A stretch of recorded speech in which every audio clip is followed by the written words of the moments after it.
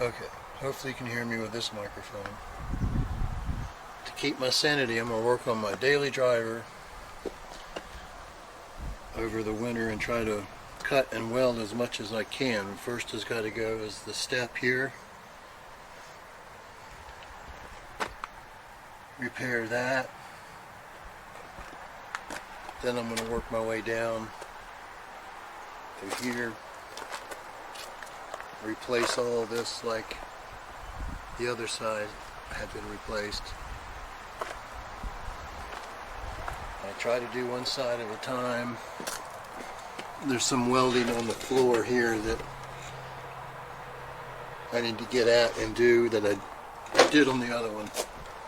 I didn't do on this one. The fender will come off and fix a couple things where these were. Same thing with this side. Except this will be a little more extensive.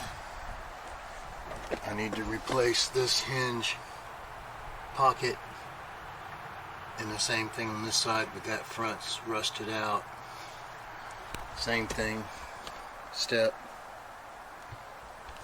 down the side.